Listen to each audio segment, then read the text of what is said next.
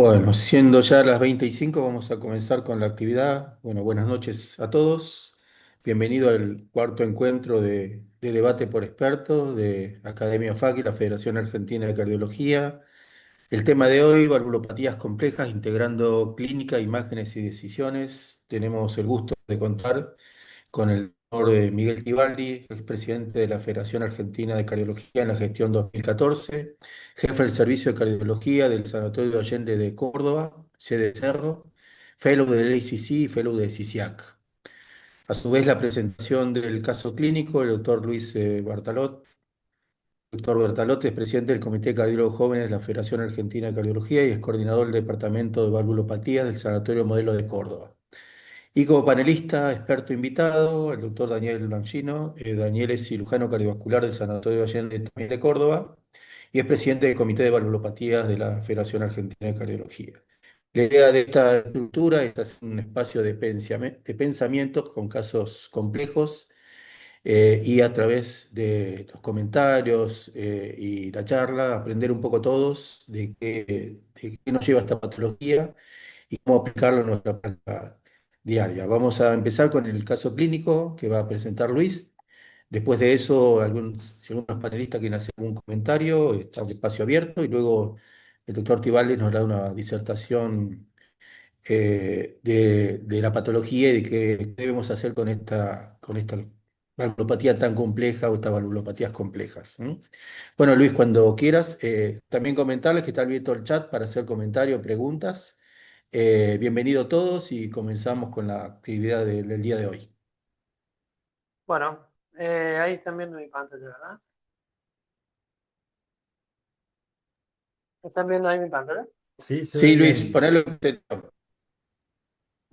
Ahí está, debería estar Perfecto, viendo. podés comenzar. Bueno, muy buenas noches a todos. Bueno, agradecido a KMFAC por la invitación a participar de este evento. Para mí es un placer, sobre todo con grandes expertos en la materia. Así que bueno, mi función esta noche es presentar un caso clínico para dar lugar después a un poco a la discusión. Así que les vengo a presentar a Rodolfo. Rodolfo es un paciente de sexo masculino de 81 años, es oriundo acá de Villa Carlos Paz de Córdoba. Y nosotros lo conocemos en el instituto porque, bueno, es derivado de su médico de cabecera, que lo venía siguiendo ahí en Carlos Paz por una progresión de su valvulopatía aórtica. Él ya tenía conocido una estenosis aórtica que era moderada y, bueno, por un eco que pasó a ser severa, efectivamente lo derivan al Instituto Modelo. Él al momento de la consulta está asintomático y, bueno, como antecedentes personales, un paciente que es delgado, tiene 55 kilos, una talla de 1,60, a pesar de tener 81 años, la verdad que tenía un muy buen estado general, un paciente totalmente independiente, sin absolutamente ninguna fragilidad, se maneja solo, se, se, se, se, se transporta solo, es una persona que está en muy buen estado general. Y a nivel cardiovascular no tiene grandes antecedentes de relevancia, sí es un paciente que es hipertenso, que es dilipémico y que venía con un antecedente ya conocido previamente de una fibrilación auricular crónica con una score de Charles de 3 puntos. Como otros antecedentes, tiene reflujo gastroesofágico y una hiperplasia benigna de próstata que no le da mayores complicaciones. Como medicación habitual, bueno, está medicado con aspirina, amidarona, telmisartán, atorvastatina y tamsulosin. Al momento que nosotros no conocemos, un paciente que no venía con anticoagulación.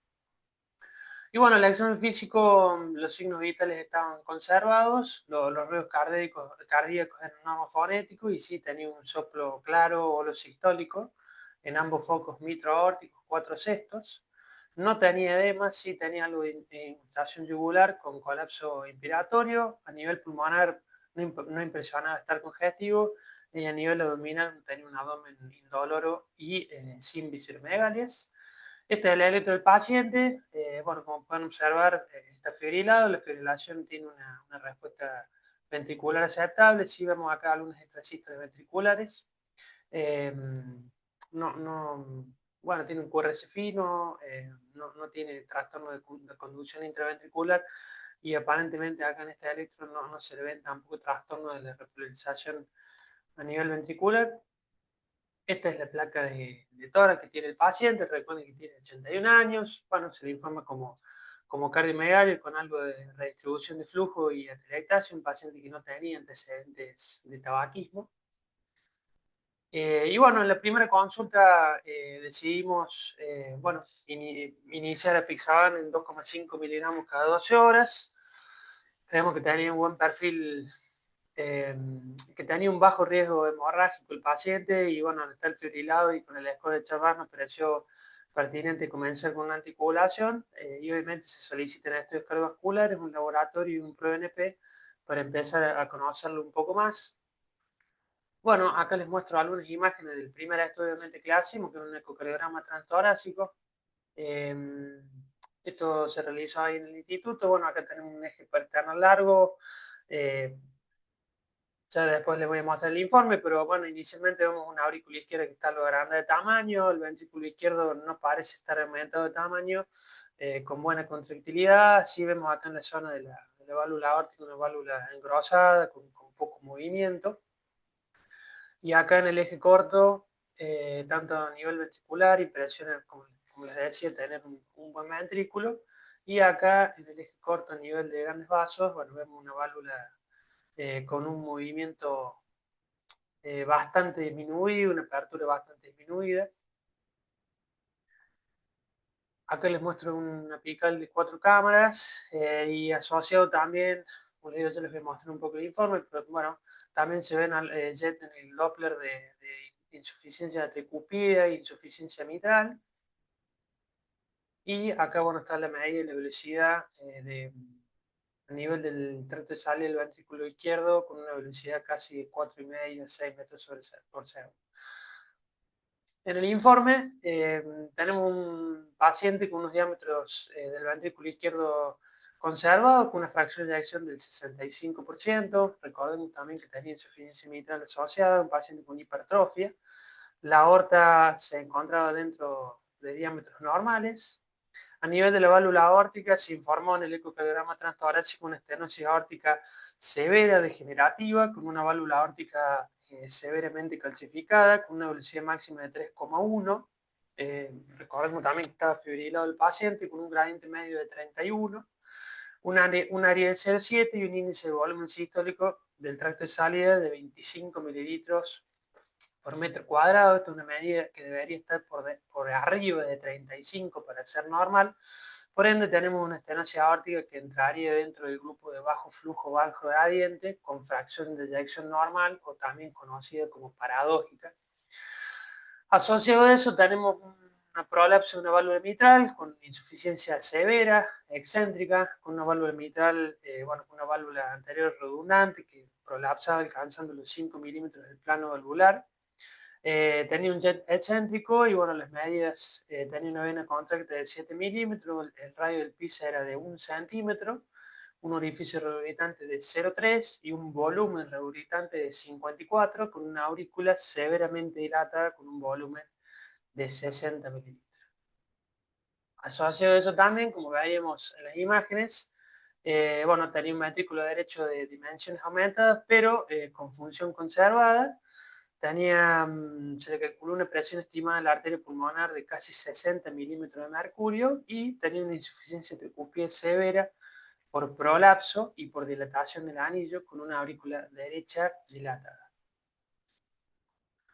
En el laboratorio, bueno, en lo que es la rutina no había grandes alteraciones, salvo algún filtrado glomerular en el límite inferior o levemente disminuido. Y tenía un N3 por RP de 1600, esto se lo pedimos básicamente porque el paciente estaba totalmente asintomático y no relataba ninguna limitación en su calidad de vida. Entonces, bueno, en la segunda consulta ya clasificamos un poco mejor el paciente, un paciente que por más que no tenga síntomas, tiene daño estructural, entonces nos parecía que es un paciente con un diagnóstico de insuficiencia cardíaca de fracción de eyección preservada en estadio B, es decir, con daño estructural pero sin síntomas. Agregamos en este momento dapagliflozina de 10 miligramos al día y nos pareció que al tener este diagnóstico sumado un punto más en el score de Chalbach, por ende nos parecía que la articulación cobraba un poco más fuerza. Y bueno, acá nos presentamos dos preguntas. La primera es si el paciente realmente estaba asintomático. Como sabemos, muchas veces estos pacientes que van progresando muy lentamente se van como acostumbrando, por decirlo de alguna forma, a vivir con sus síntomas. Y la segunda pregunta que teníamos era que, bueno, recuerden que tenía el paciente una estenosis aórtica de bajo flujo y bajo gradiente, a pesar de tener una fracción de eyección normal. Entonces nos preguntábamos si era realmente una estenosis verdadera o una pseudoestenosis. Y bueno, para la primera pregunta en cuanto a los síntomas, decidimos solicitarle una ergometría. Después discutiremos si la ergometría en este caso aporta o no. Pero bueno, recordando nuevamente que es un paciente que tenía 81 años, pudo hacer 6 minutos de ejercicio, alcanzó los 4 METs, no tuvo una caída en su tensión arterial en cuanto al esfuerzo y obviamente el paciente no relata absolutamente ningún síntoma en la ergometría. Y después, con respecto a la estenosis aórtica de bajo flujo y bajo gradiente, bueno, sabemos muy bien que cuando el paciente tiene una fracción de eyección conservada y el flujo y el gradiente están bajos, lo primero que tenemos que hacer es evaluar causas que produzcan este bajo flujo y bajo gradiente. Y bueno, nosotros acá particularmente en nuestro paciente, hay varias cosas a tener en cuenta, como por ejemplo que un paciente que tiene una insuficiencia mitral asociada, por eso puede ser el bajo flujo, la fibrilación auricular, la insuficiencia tricúspide, y ni hablar todos aquellos pacientes que tienen una hipertrofia marcada con un descenso en cuanto a la cavidad ventricular. Todo eso en combinación puede producir que un paciente con una estenosis aórtica tenga bajo flujo y bajo gradiente.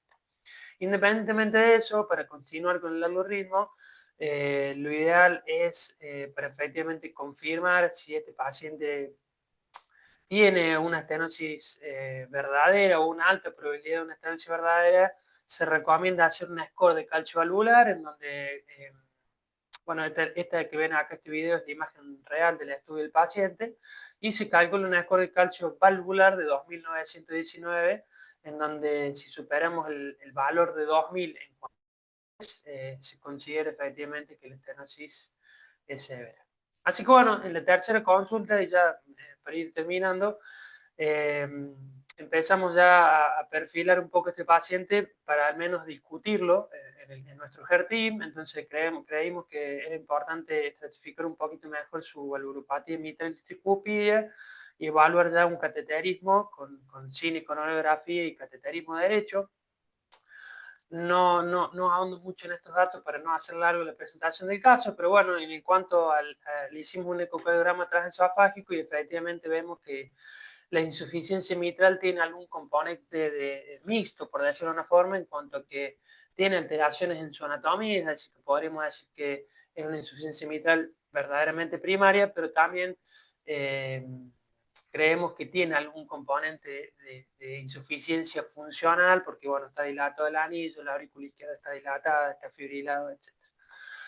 Y algo parecido pasa en la tricúspide, ya que también tenía dilatación del anillo y las cavidades derechas estaban dilatadas y había alguna degeneración estructural mixomatosa en la válvula. Acá pongo solamente estas dos imágenes para que vean el prolapso importante que tiene acá la válvula, con un jet bastante claro, digamos.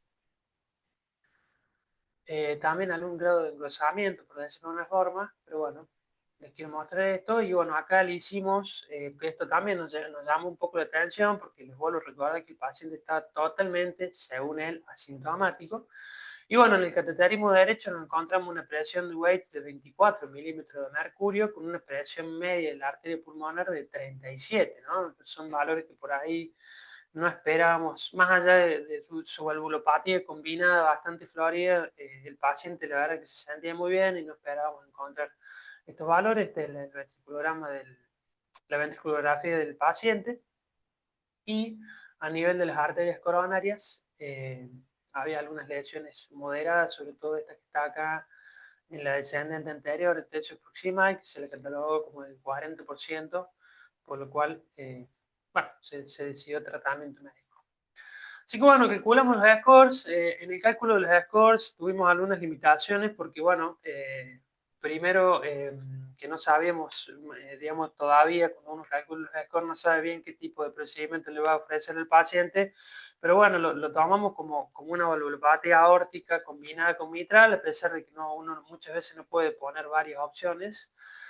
Creo que en este caso los scores de riesgo subestimaron un poco el riesgo por la patología que tiene el paciente, pero bueno, estos fueron los cálculos.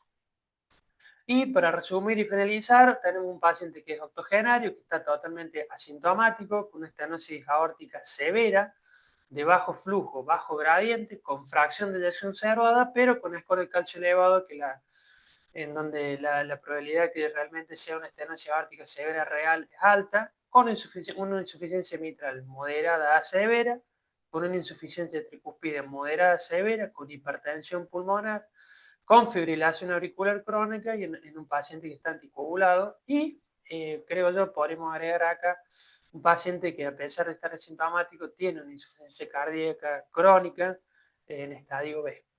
Así que bueno, en nuestra institución realizamos el jardín.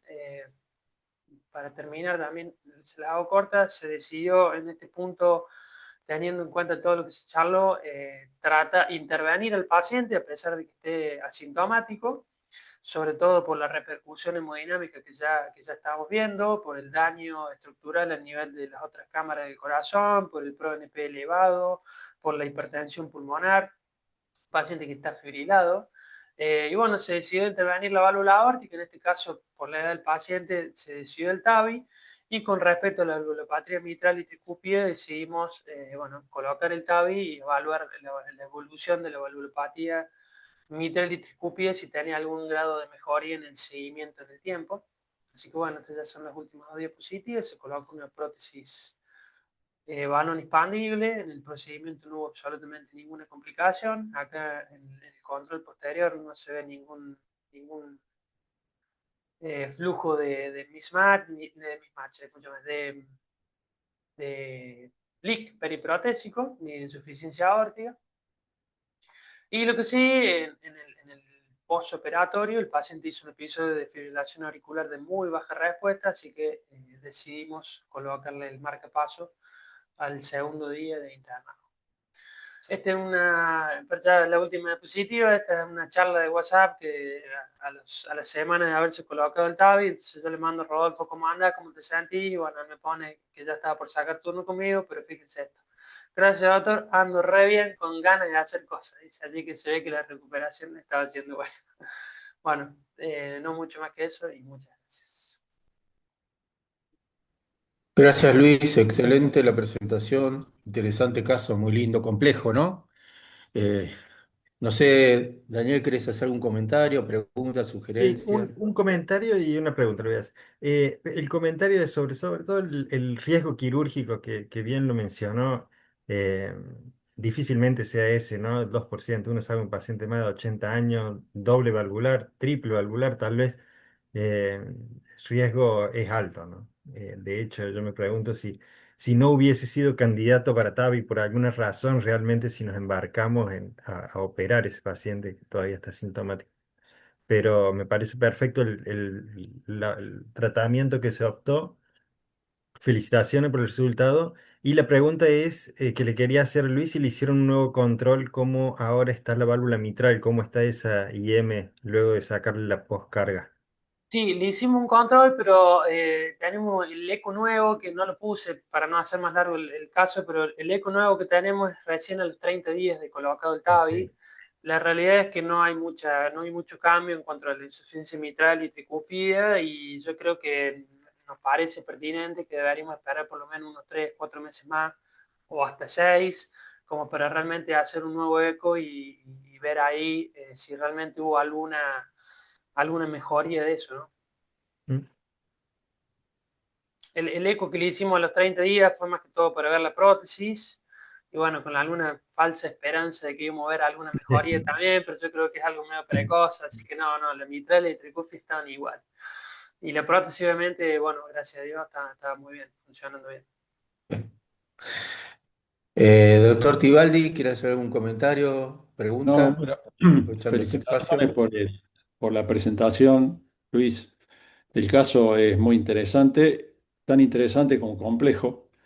Yo creo que la conducta ha sido la que tomó el Harting en este caso fue la adecuada, porque es un paciente que es triple valvular, aunque el Euroscore y el STS dieron bajos. Yo creo que los dos scores están mal calibrados, uno sobreestima y el otro infraestima.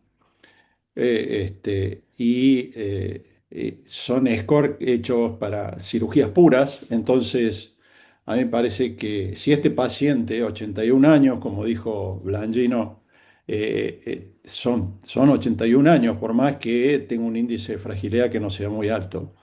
Con lo cual, si este paciente hubiese sido sometido a cirugía, hay que reemplazarle la aorta, hay que hacerle plástica de la mitral y hay que poner un anillo tricuspidio. A lo cual también hacer un MACE y tratarle la fibrilación auricular, lo cual lo lleva a un altísimo riesgo quirúrgico que no es como los scores que pusieron ahí. Así que yo creo que la conducta ha sido la adecuada teniendo en cuenta que entre un 30 y un 60% de las insuficiencias mitrales disminuyen luego de corregir la estenosis aórtica y más o menos un 25 o un 30% de la insuficiencia tricuspidia y las presiones pulmonares bajan después de corregir la estenosis aórtica, así que creo que la conducta que hubiese hecho es la misma y por ahí a los 3 meses reevaluar nuevamente tanto la mitral como la tricúspide y ver qué pasa. Y el paciente ya está dando muestra de que sintomatológicamente él se siente mucho mejor. Ujú. Bien. Algo importante también es que cada vez vamos a estar más al frente de estos pacientes añosos, adultos mayores, que Sí, además de que los scores a veces los subestiman o los sobreestiman, no evalúan otras cosas como la futilidad, la edad y a veces la Claro. sarcopenia, o lo hacen muy superficialmente. Entonces, es importante también que no tiene enfermedad coronaria, así que llamativo, así que realmente el paciente tiene esa ventaja. Pero realmente la conducta en estos casos es esta, ¿no? Hay que ver qué evolución tiene su valvulopatía tricuspide mitral, ¿no? Bueno, Miguel, te voy a dar espacio para que nos ilustres un poco con tu charla y después poderte hacer algunos comentarios también de todo lo que hemos hablado esta noche, ¿no? Te damos espacio. Cuando quieras Ahí, partir y hacer tu presentación. ahí se ve la, ¿esta es sí, mi tabla Sí, o la? se ve bien, Doc. ¿Eh? Perfecto, doctor. Sí, se ve bien. Perfecto, Miguel. Eh, bueno. Tal, vamos a ir rápido porque nos estamos quedando sin tiempo. No tengo ningún conflicto de interés con esta presentación y algunos gráficos fueron elaborados con la ayuda de la inteligencia artificial. ¿Y qué desafíos complejizan esta decisión? Y este paciente, porque he armado la conferencia tratando de ver lo que la literatura dice, lo que pensamos nosotros y relacionarlo a lo que tuvo el paciente. Este paciente tiene un perfil clínico que lo hace de alto riesgo, que es un paciente añoso, es asintomático, entre comillas, con una estenosis aórtica severa, tiene un alto riesgo global por muchas comorbilidades, seguramente, y se habló de la fragilidad del paciente hace un momento. También en su evaluación fisiopatológica tiene una discordancia aérea gradiente y sabemos que este grupo de pacientes tiene un pronóstico determinado que lo vamos a ver más adelante. Y además tiene una anatomía compleja que es una enfermedad multivalvular. Entonces, la estenosis aórtica es un problema creciente y sí, del 2 al 5% tiene una prevalencia en los mayores de 65 años y llega al 12,4% de prevalencia en mayores de 75. Lo importante y lo preocupante es que el 50% de estos pacientes está asintomático al momento del diagnóstico, entre comillas, y yo lo vamos a ver por qué. Y el 2 al 3% tiene una progresión anual a sintomáticos. Y la muerte súbita y la muerte por insuficiencia cardíaca no dejan de ser despreciables en su porcentaje, llegando a veces hasta el 4% de eventos graves. Veamos un poco la prevalencia de la estenosis aórtica en el adulto mayor. En mayores de 75 años dijimos que era el 12% y de cual 3,4 son severas. De esas, el 50% está sintomático si tenemos resuelto el problema, porque sabemos qué tenemos que hacer con estos pacientes. Pero hay un 50% que son asintomáticos, que tiene 18% de eventos al año, 33% a los 3 años y 67% a los 5 años, eso sin contar las morbilidades. Entonces, nuestro paciente ya con estenosis aórtica, que él dice, entre comillas, asintomática, nos preguntamos, ¿la estenosis aórtica es una enfermedad benigna? Y fíjense ustedes, de solamente con el gradiente, la severidad, ¿sí? Y la mortalidad, a mayor el gradiente, mayor mortalidad progresivamente. Si ustedes se fijan en la curva de la derecha, donde vemos la mortalidad total, y en azul a los 5 años y en negro al año, y vemos que aún en pacientes con estenosis aórtica leve, tiene una mayor mortalidad que la población en general, para la misma edad. Entonces, en los pacientes añosos con estenosis aórtica severa, asintomática, el factor edad ya es un factor de riesgo con el correr de los años que disminuye, que aumenta, sí, la mortalidad y disminuye la progresión de una vida libre de eventos. Y el gradiente en sí, la velocidad nomás, ya los trabajos de Catherine Otto demostraron que aquellos que pasaban 4 metros empezaba, solamente el 30% se encontraba al cabo de 3 años libre de un reemplazo valvular o de síntomas. Y están aquellos con que pasan de 5 metros de velocidad que tienen una mortalidad claramente diferenciada y llamamos pacientes con estenosis aórtica severa de muy alto riesgo. O sea, estos dos factores que el paciente tiene, que son añosos, más de 80 años, y fíjense en las curvas de mortalidad, y con una velocidad o un gradiente que no es tal porque está en el grupo de gradiente paradojal. Entonces, como dije, ¿de qué se mueren los pacientes añosos con estenosis aórtica severa? No se mueren de muerte súbita, se mueren de insuficiencia cardíaca, de accidente cerebrovascular o de infarto agudo de miocardio. Y como vuelvo a decir, solamente el gradiente, sin necesidad de obtener el área, nos da un factor pronóstico muy importante. ¿Y por qué pasa esto? Porque la resultante final que todos vemos, que es el gradiente a que todos nos gustan para catalogarlo de severa, dentro del cuadro fisiopatológico intervienen la válvula aórtica, el ventrículo izquierdo y la performance del ventrículo izquierdo, que debe soportar ese gradiente de presión, una función sistólica, la hipertrofia del ventrículo, la circulación coronaria y la microcirculación, pero que debe acoplarse al sistema arterial con una resistencia periférica determinada, una complianza arterial aumentada, el efecto de la onda refleja y la viscoelasticidad. ¿Y por qué pasa esto en el paciente nuestro, que hablamos de gradiente paradojal? Y para esto nos valemos de lo que nos define el área por la ecuación de continuidad, donde se basa en la conservación, la ley de conservación de las masas, donde la energía de presión previo a la estenosis fue transformada en energía cinética para que luego de atravesar la zona estenótica recupere la presión y transforme esa energía cinética en presión. Pero ese efecto de recuperación de la presión en los pacientes muy hipertróficos con ventrículos pequeños y aortas pequeñas y superficie corporal pequeña no se produce, lo cual se pierde este factor y entonces tenemos una carga vascular por una compliance, ¿sí? Disminuida vascular y una pérdida neta mucho menor de energía, lo cual eso nos da lo que llamamos gradiente paradojal, que no es el 35%, como decía Achiche Pivarot en sus primeros trabajos, al menos yo en mi práctica no veo tal cantidad de pacientes, pero es un cuadro en el cual podemos diferenciarlo, como bien lo dijeron, con un volumen sistólico por debajo de 35 a través del valor de la fórmula Z.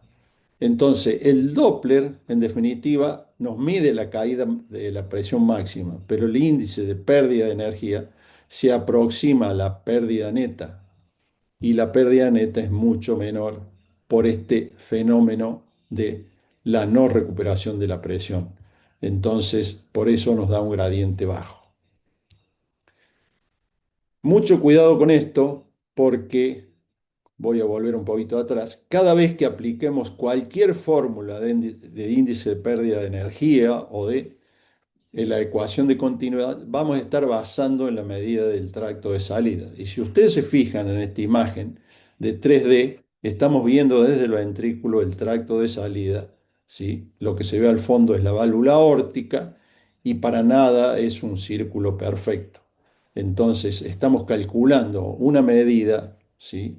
Midiendo el área del tracto de salida como si esta fuera una circunferencia perfecta. Entonces, bajo esto dicho, por eso no le creo mucho a la medición del área valvular a través de la ecuación de continuidad, la geometría por debajo del anillo es elíptica e irregular y estamos aplicando una fórmula equivocada.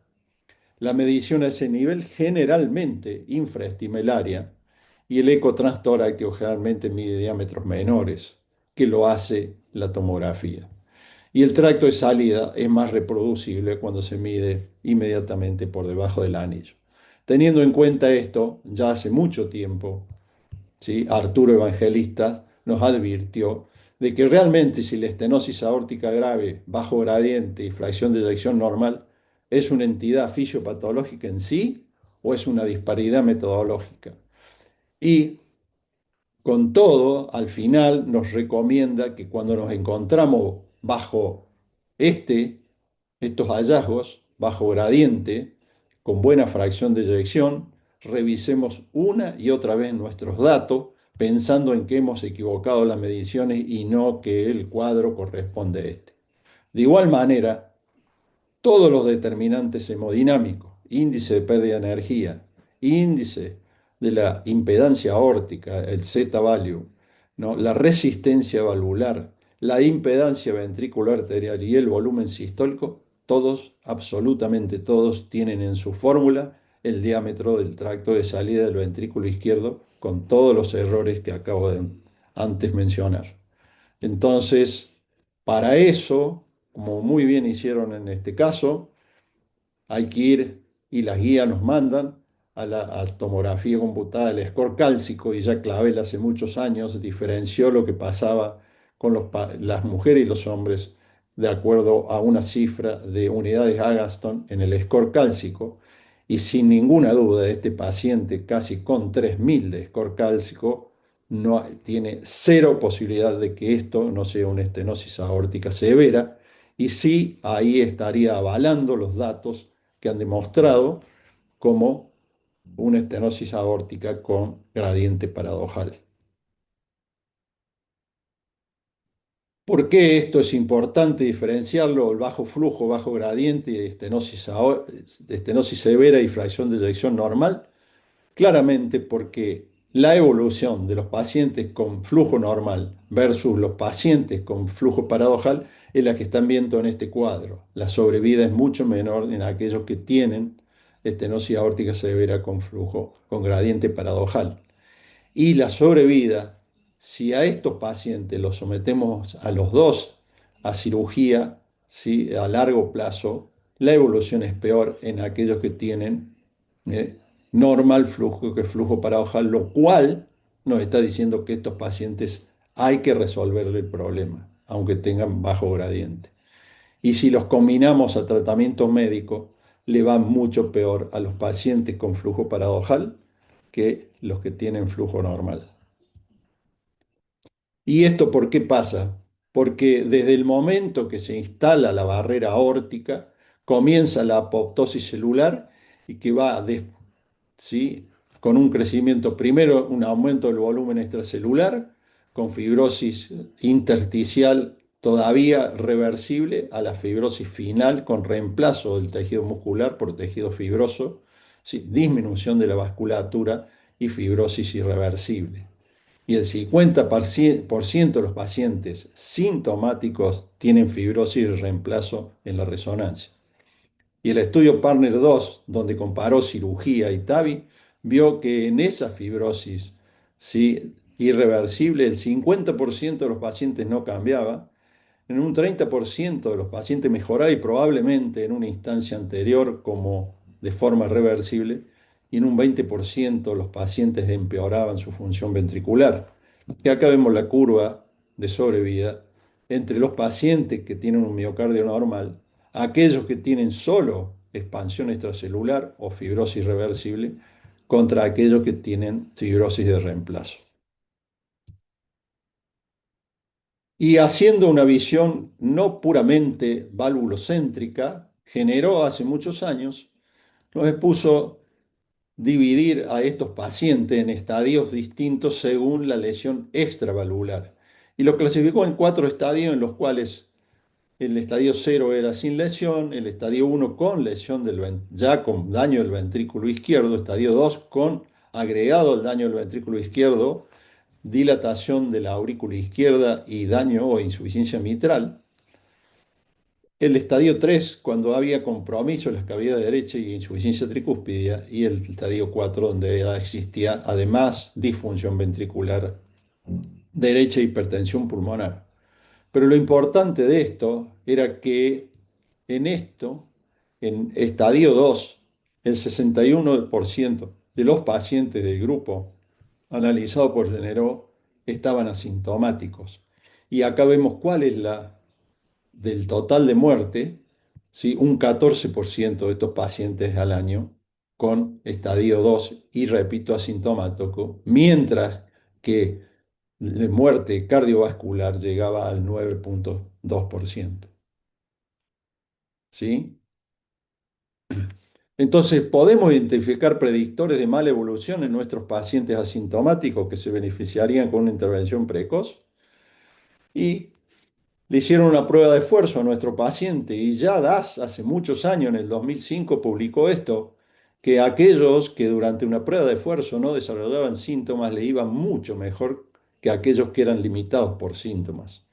Y vemos actualmente que si uno, la pregunta que se hace es si son realmente asintomáticos estos pacientes, más sobre todo en los añosos, ¿sí? En aquellos pacientes que dicen no tener síntomas. Y vemos que el 38% de los pacientes con estenosis aórtica severa desarrollan síntomas o aumentan 20 milímetros de mercurio de gradiente durante el esfuerzo o aumentan más de 50%, 50 milímetros de mercurio de presión pulmonar durante la prueba de esfuerzo, y estos 3 factores han sido relacionados con alto riesgo. Aún más, el 23% de los pacientes con estenosis aórtica catalogada como moderada durante una prueba de esfuerzo desarrollan síntomas. La fibrosis miocárdica es importante y descubrir fibrosis, como vine diciendo anteriormente, acá vemos un miocardio normal, un miocardio con volumen extracelular y el otro con reemplazo, y la fibrosis, cada uno de estos grados ha sido identificado con los marcadores de peor pronóstico. Más grado de fibrosis ha sido relacionado con una velocidad más alta, o sea, gradiente más alto, con troponina más elevada, con aumento de la masa ventricular y con disfunción diastólica más severa. Esta curva que ya la mostré claramente muestra que los que tienen fibrosis le va mucho peor. Y si asumimos que el strain es un subrogante de fibrosis, es un predictor más precoz que la caída de la fracción de eyección y la reserva contráctil depreciada, si uno analiza el myocardial work, ve que es un predictor independiente de reserva contráctil con factor pronóstico. Y si hablamos de la fracción de eyección,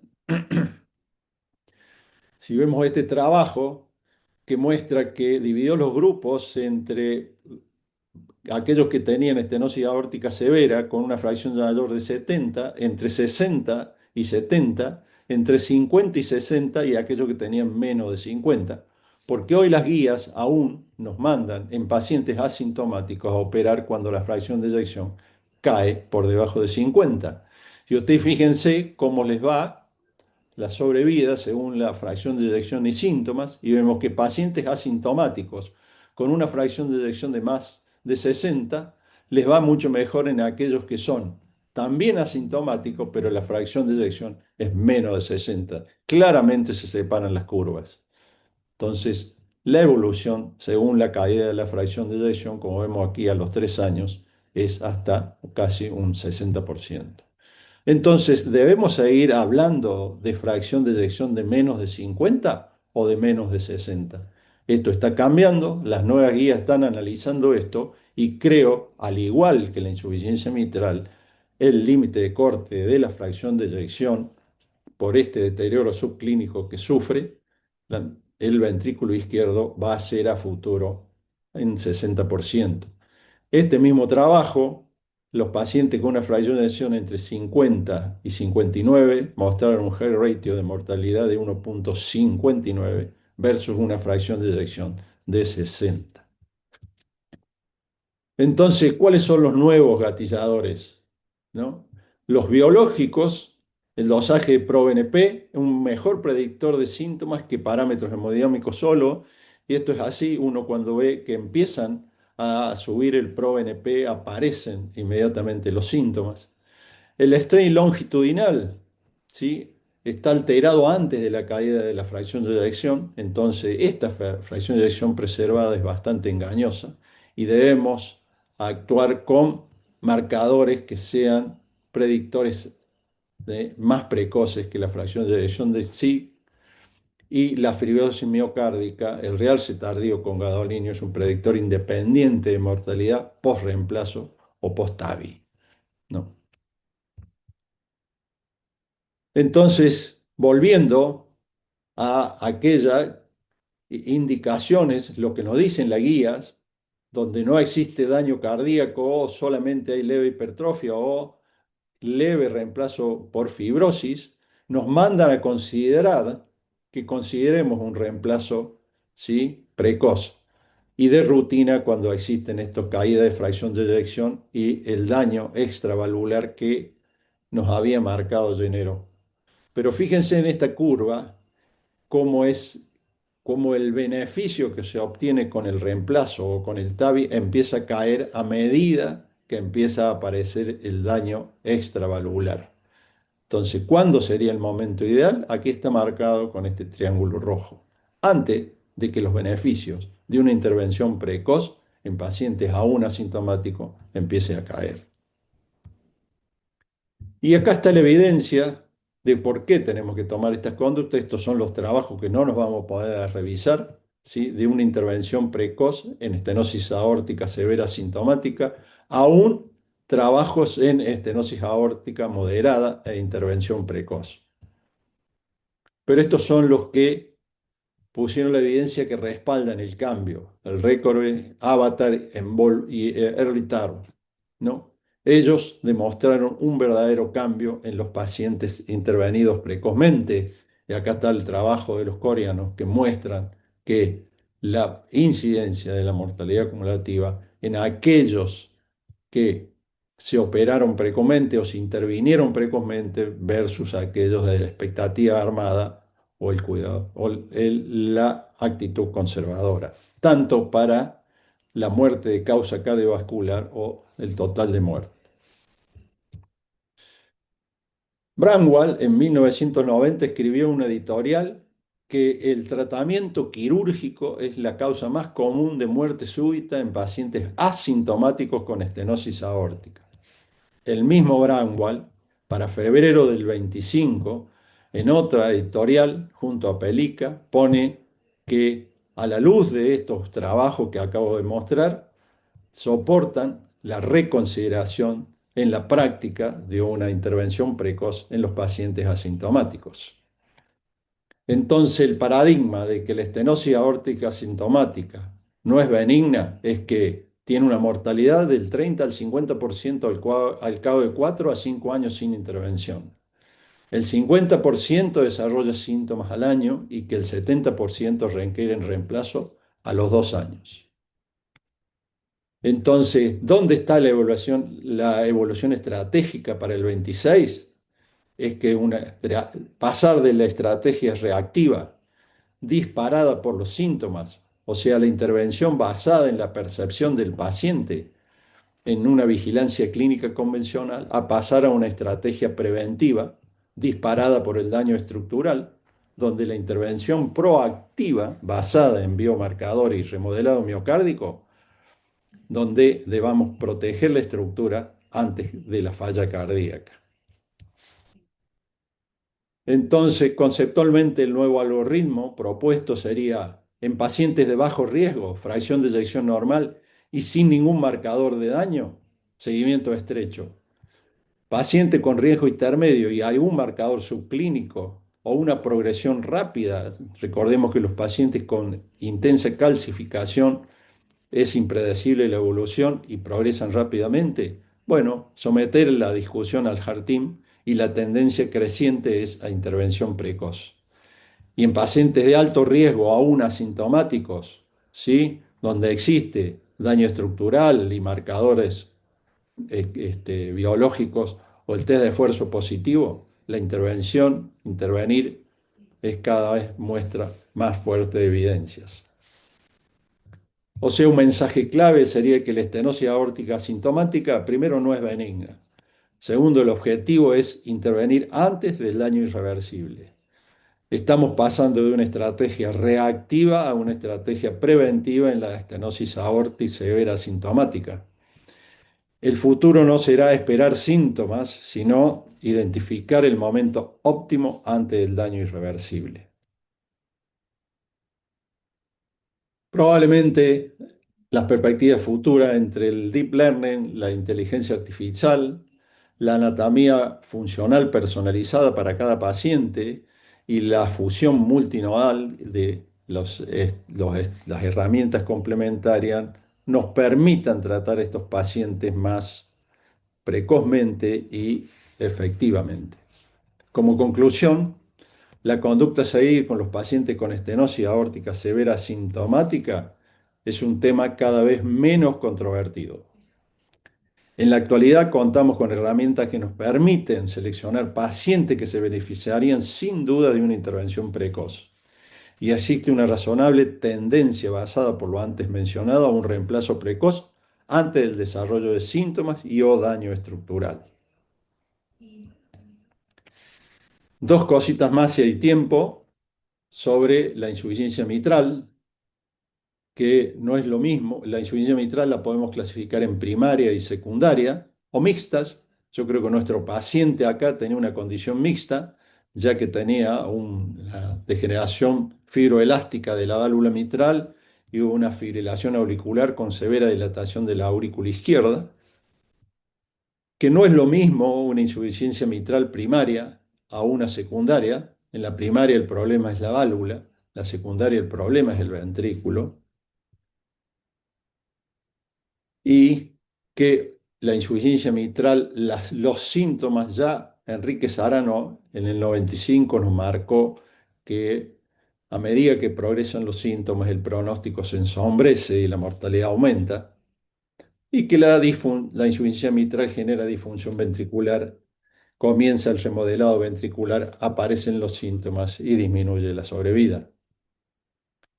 Entonces, ¿por qué las guías nos dicen el 60%? Porque claramente esta poscarga baja con la cual trabaja el ventrículo izquierdo, ¿sí? Con una fracción de eyección por debajo de 60, la incidencia de falla ventricular post corrección de la insuficiencia mitral es muy alta. Entonces, debemos cortar la historia natural cuando la fracción de eyección se acerca al 60%, y en nuestro paciente además tenía una estenosis aórtica severa. Y por eso es el hecho de que la conducta de haber solamente solucionado como primer término la estenosis aórtica ha sido la más adecuada.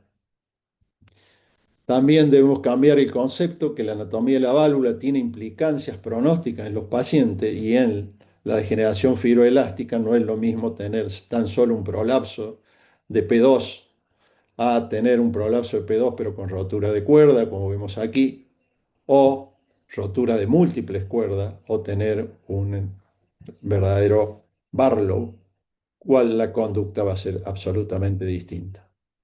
Pero para ir terminando con esto, las variables de riesgo en la insuficiencia mitral asintomática las dianas que no debemos perder de vista es la fracción de eyección, como dije, el diámetro sistólico del ventrículo izquierdo, menos de 41 strain, que no baje de 22.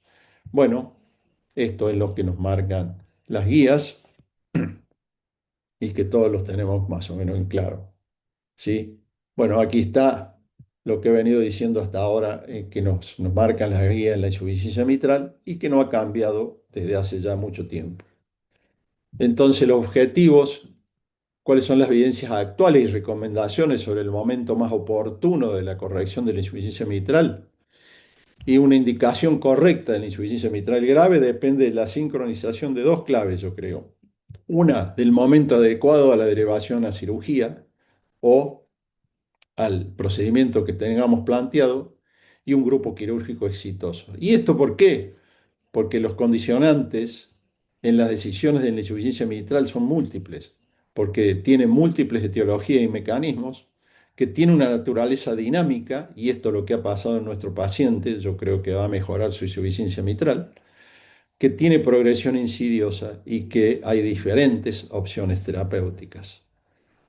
Después de decidido esto, el momento tenemos que dar, echar una mirada, un vistazo a nuestro equipo quirúrgico, y si nuestro equipo quirúrgico tiene una posibilidad de éxito en plástica de un 95%, de éxito en reparación y una mortalidad menos del 1% y menos del 1% de insuficiencia residual, lo debemos mandar a cirugía.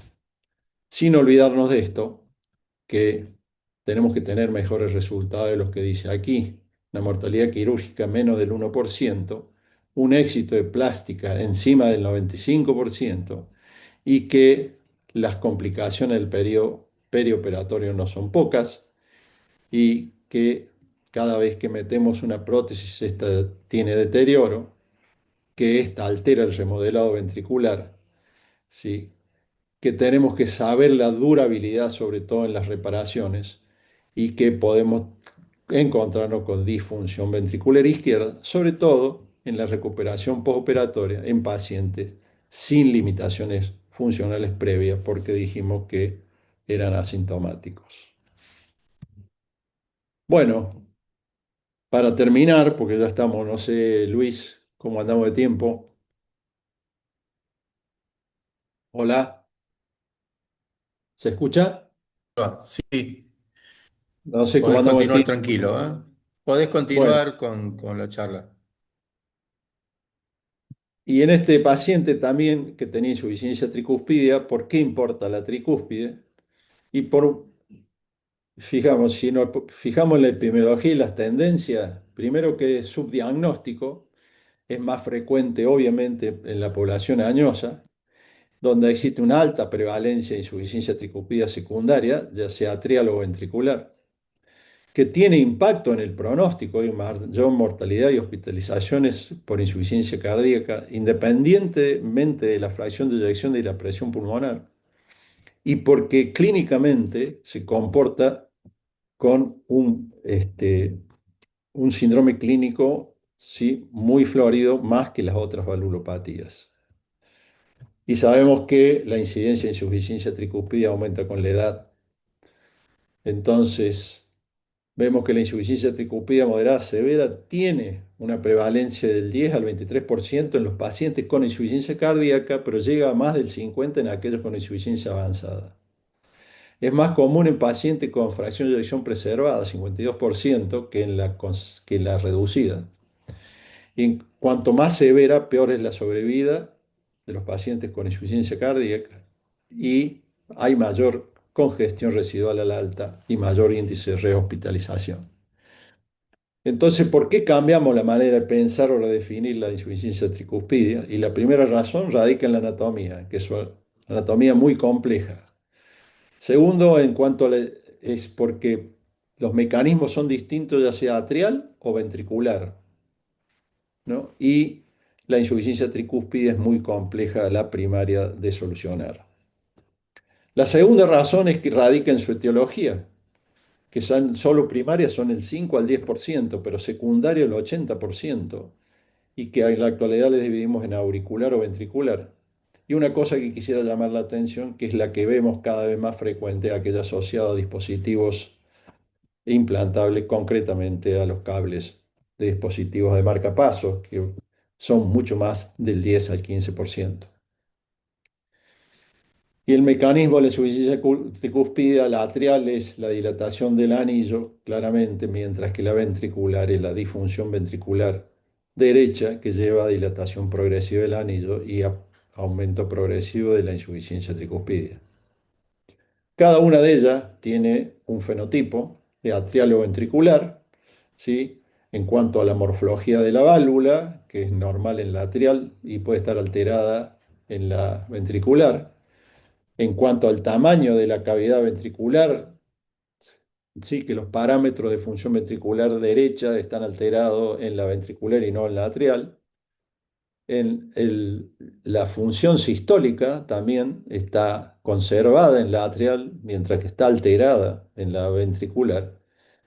¿Sí? Y finalmente la vasculatura, la incidencia sobre la vasculatura pulmonar, donde está mucho más alterada en la de ventricular. Por consiguiente, si uno elabora un pronóstico, la insuficiencia tricúspida ventricular es peor que la atrial. Y en cuanto a la clasificación etiológica, es todo lo opuesto como para llamar la atención a todos sobre aquella secundaria a los dispositivos intracavitarios, ¿sí? Y estas son de todas, acá están descritas en este trabajo, cómo puede alterar la válvula tricúspide los dispositivos. El cable, esto corresponde a una cirugía. Esto, el doctor Blangino me prestó esta filmación de una cirugía. Fíjense cómo el cable está pegado a la válvula tricúspide. También los nuevos implantes de rama izquierda prácticamente terminan en un alto porcentaje aplastando, como vemos acá, la valva septal de la tricúspide contra el septum, dejando insuficiencia tricúspide severa. Entonces, la tercera razón va de la mano de la severidad y sabemos que la insuficiencia tricúspide moderada severa incrementa el riesgo de mortalidad. Por eso considero que los scores globales de SEO de la cirugía están infraestimados en los pacientes que son plurivalvulares. Y vemos aquí, mientras más severa, independiente de que sea sintomático o asintomático, mayor severidad, mayor mortalidad. Vamos a pasar rápido. Entonces, la progresión es bastante insidiosa, ¿sí? Y no podemos predecirla con claridad. Y para eso existen los SCORE, y el TRI-SCORE ha tenido, que solamente se basa en parámetros clínicos, ha tenido la virtud de que cuando se aplica a las intervenciones terapéuticas, ya sea cirugía o triclip o reemplazo de la válvula por una prótesis percutánea, aquellos pacientes tienen buena evolución, lo que tienen un TRI-score que son de bajo a moderado, mientras que si el TRI-score es alto, independientemente del gesto terapéutico que nosotros impliquemos, la evolución de estos pacientes no es buena. Bueno, esto de los fenogrupos lo vamos a pasar por alto, pero la población con mayor beneficio quirúrgico en cuanto a la tricúspide son los jóvenes de bajo riesgo en centros de altos volúmenes de casos. Estos son los distintos dispositivos, no nos vamos a detener aquí en esto. ¿Y por qué puse estos slides donde aparece, como ustedes ven, que son dentro de los 10 mejores trabajos presentados para el 23? Está el Triluminate y el Tri-Registry, y los dos están condicionados por el Tri-Score, en el cual, repito, aquellos pacientes con Tri-Score bajo o intermedio son los que mejor evolucionan, independiente del gesto terapéutico que dan. Entonces, mientras más amigable y más favorable tengamos la anatomía, mejor será nuestra resolución de la insuficiencia tricúspide, alejándolo del hecho quirúrgico. Mientras peor sea la anatomía, ¿sí? Peor van a ser nuestros resultados. El tratamiento quirúrgico, La cirugía de la válvula tricúspide aislada es poco frecuente, solo el 15% de todas las cirugías que incluyen esta válvula, pero tiene una alta mortalidad intrahospitalaria y tiene una alta morbilidad. Bueno, este slide todos lo conocen de la carita feliz. Mientras más precoz, mejor. Mientras más precoz, la solución va a ser más radical. Mientras más tardía nuestra resolución en la insuficiencia tricúspide, prácticamente todo lo que hagamos va a ser paliativo. Bueno, probablemente la inteligencia artificial nuevamente nos ayude en todo esto a futuro, cuando tomar la determinación más adecuada. El mensaje final sería discernir muy bien la etiología de la insuficiencia tricúspide. El control del ritmo en los pacientes con fibrilación auricular probablemente sea lo mejor en esta condición. ¿Tendrá algún lugar la terapia de resincronización? Hoy aún no lo sabemos. Estratificar el riesgo del paciente con los SCORE. Sí, la evaluación de las características anatómicas es fundamental. Definir el momento para la intervención y en este caso para la válvula tricúspide, mientras más precoz mejor.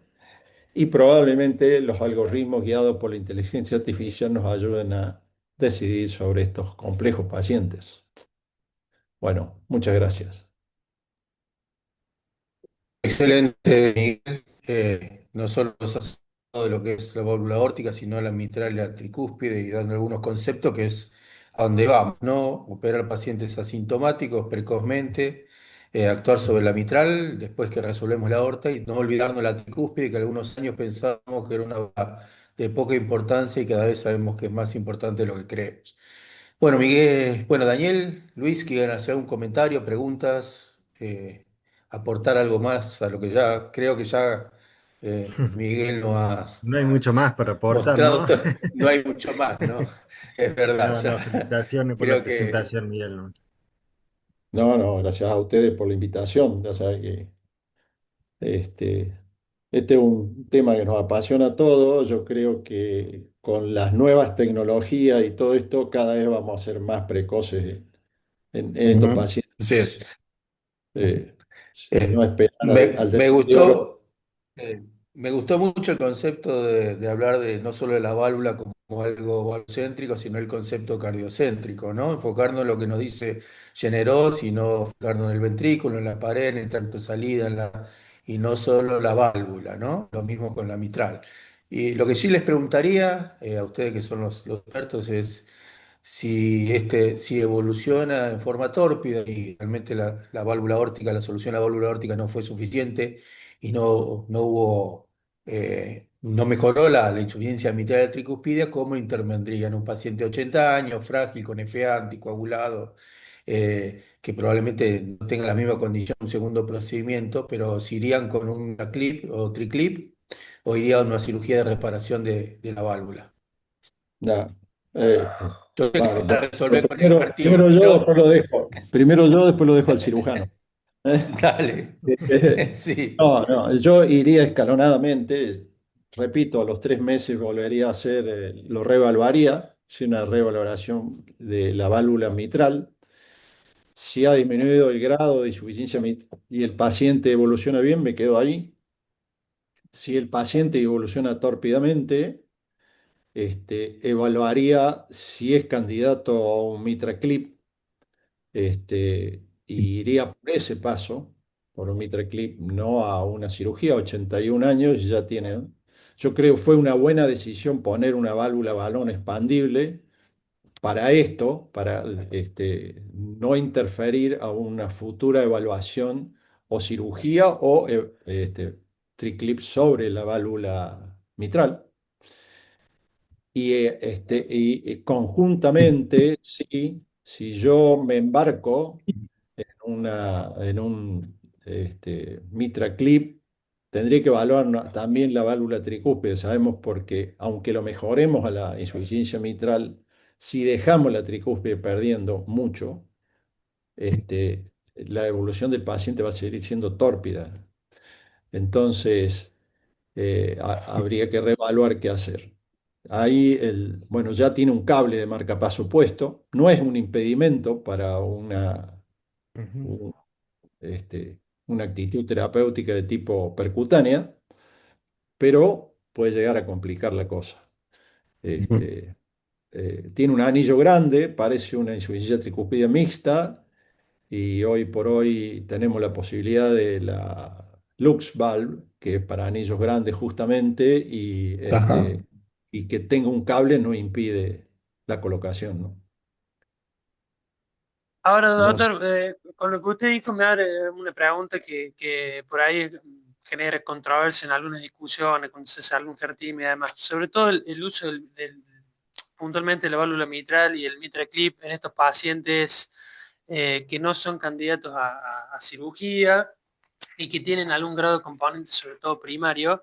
eh, y la discusión siempre se genera sobre que los Mitre Clip en general no demostraron beneficios en cuanto a la mortalidad, pero sí mejoraron los síntomas, la reinternación y demás. Puntualmente en este paciente que está asintomático, digamos, más allá de la No haría repercusión nada. hemodinámica que tenga y demás, ¿usted considera que el Mitre Clip puede jugar un papel igualmente importante?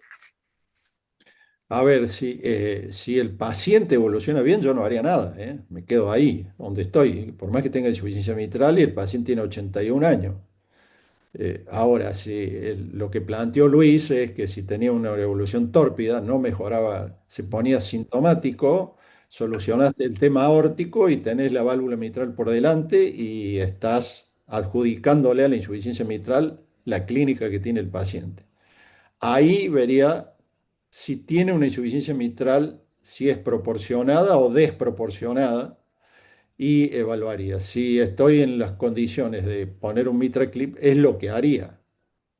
Sí, en un mundo ideal, ¿no? Porque un Mitra Clip sale una fortuna, pero y ya tiene un poco de fortuna puesta en la válvula aórtica. Más el Pero marcapaso. claro, más exacto. O sea, dudo que alguna obra social te autorice un Mitra Clip 81 años con un tabi puesto ya y un marcapaso. Pero en un mundo ideal, es lo que haría escalonadamente. O haber solucionado la aorta, si va todo bien, seguir solo eso. Si evoluciona tórpidamente y la insuficiencia mitral es desproporcionada para la condición ventricular que tiene y esto, el MitraClip es volviendo a evaluar la válvula, con todos los parámetros que uno tiene que medir con el eco transesofágico para ver si es candidato a MitraClip y plantearía lo del MitraClip. Ujú. Y Y, un concepto por ahí, si no evoluciona bien, y ponele que no fuese candidato a Mitral Clip por alguna razón técnica o lo que sea, también ya es otro paciente, porque ¿Sí? no es un doble triple valvular. La cirugía mitral se puede hacer por toracotomía, que es mucho menos invasiva, o sea que ya sería visto, me parece, desde el punto de vista quirúrgico con otros ojos la cirugía de este paciente octogenario, ¿no? ujú. Sí, Sí. sí, seguramente. Y ahí habría que ver si es solo valva posterior, valva anterior y posterior, o Sí, sea, cuáles son las chances de claro, plástica, ¿sí? sí, Y sí, bueno, ahí ya anillo tricúspide, toda la sí. historia. Ujú. Pero creo que es un buen candidato a plástica, ¿no? Por la anatomía que tiene. ¿Sí? Eh, No sé qué opina el cirujano. Sí, sí, era, sí, tiene toda la pinta. sí, sí, sí, Tiene, sí. Eh, Si bien era, era perdón, valva Miguel. posterior fundamental, ¿no? Es Tenía un Sí. problemas anillo. de A3 y P3 y era prolapso, no tenía calcio, ni estaba Claro, restringido el válvulo, ni nada por el estilo. Sí, exacto, el anillo súper exacto. dilatado. Sí. Sí, sí, sí, parece bien funcional. Yo Bueno, no sí, sé si si hay alguno tiempo, quiere. yo tengo una Dale, consulta más, Luis. si hay tiempo, ¿no? Si no, Luis me decís, cortamos, Sí, no, pero aprovechemos. la duda es El espacio es para eso.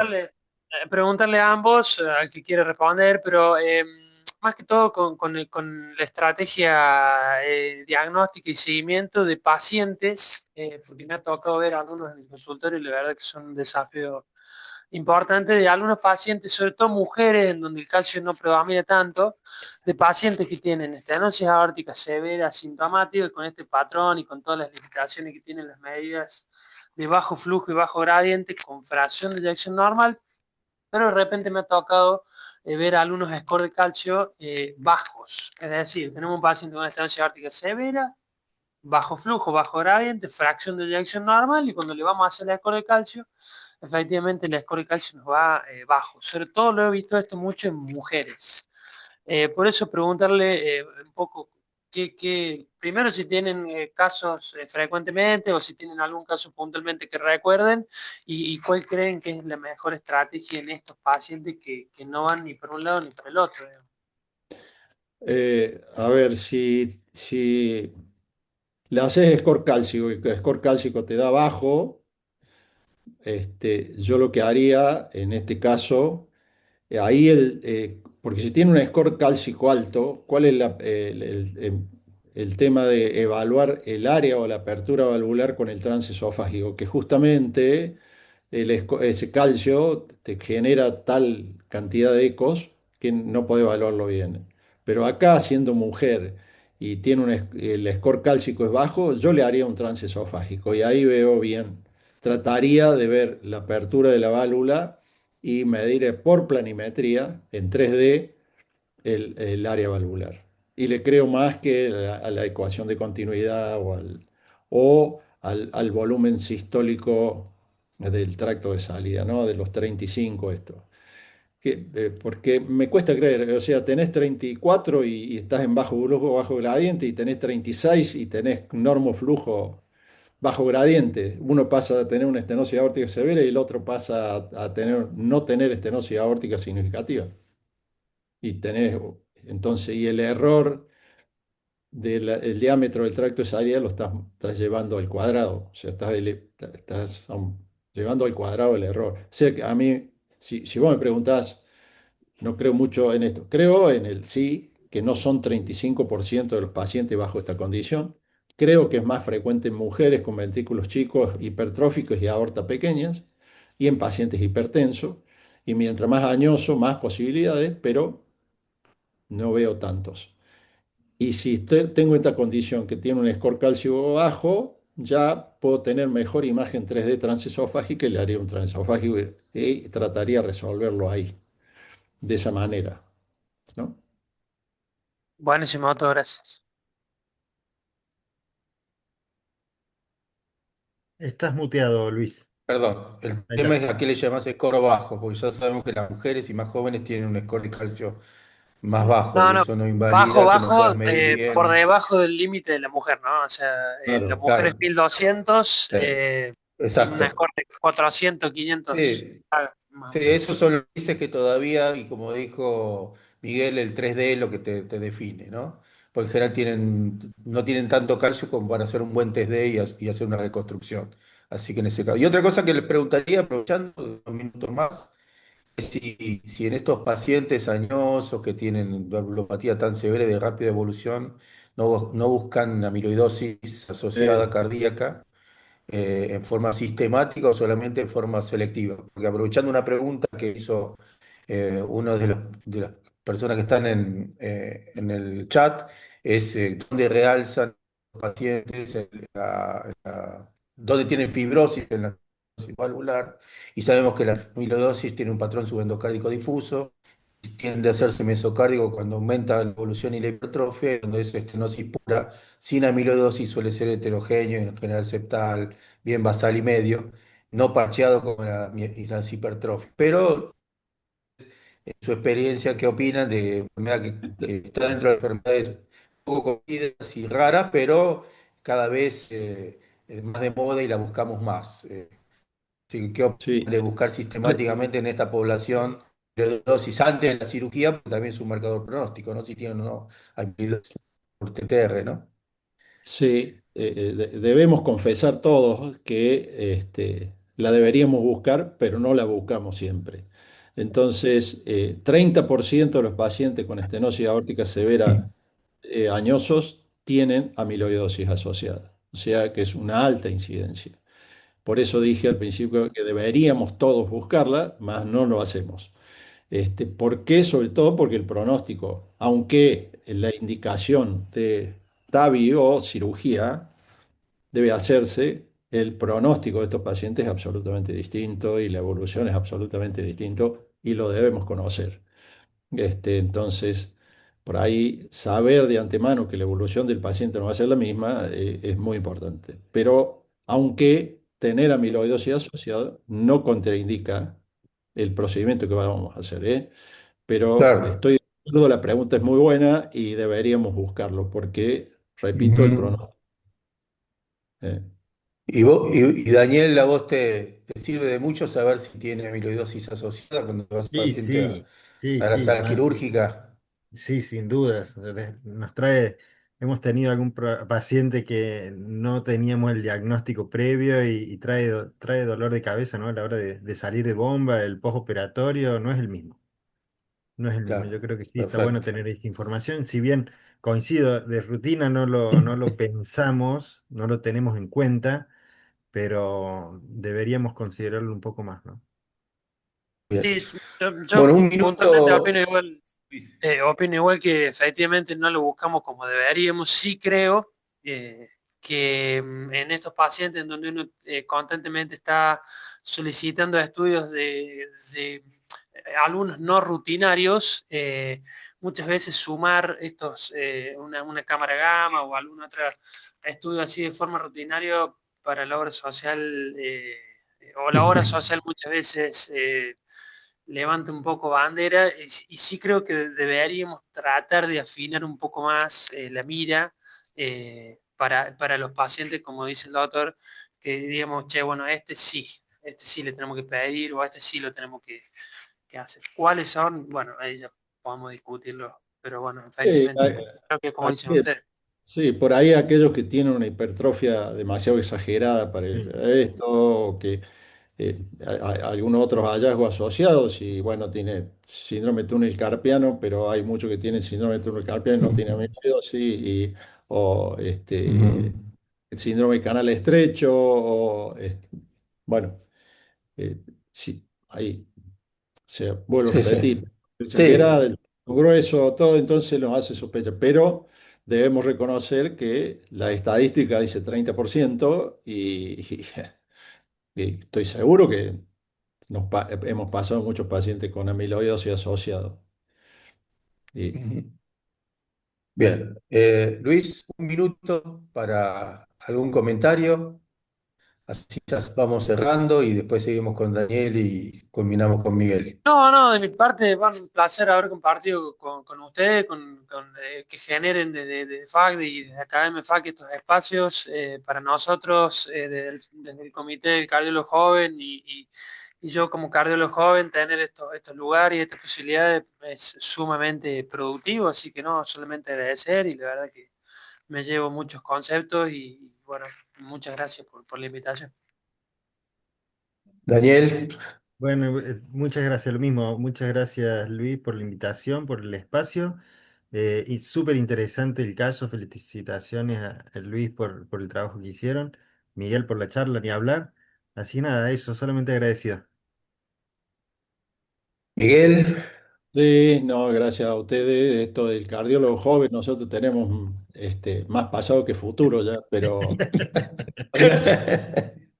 que, que todavía nos tengan en cuenta es gratificante y siempre que podamos aportar estamos junto a FAC y Academia FAC, no hay ningún problema ahí a sus órdenes. Y felicitaciones bien. por el caso y cómo lo resolvieron, que es como sí, lo que hoy mandan las guías. Sí. Claro. Bien, bueno, agradecerles en nombre de la Academia y de la Federación la invitación y que estén todos aquí. Gracias, Miguel, por tu tiempo. Luis, Gracias. excelente el caso. Daniel, también tu aporte. Bueno, agradecerles por esto y invitarlos en alguna otra oportunidad para también compartir y hemos aprendido todo. Yo por lo menos he aprendido y creo que las más de 50 personas que estuvieron en la actividad ahí como asistentes también creo que han aprendido y eso es lo bueno que todos aprendamos de esto y nos llevemos los conceptos básicos cuando tengamos este tipo de pacientes, cómo resolver. ¿Eh? Bueno, buenas noches a todos y gracias. ¿Eh? Buenas Gracias a noches. Hasta ustedes. Chao. luego. Chao, Chao, chao. gracias.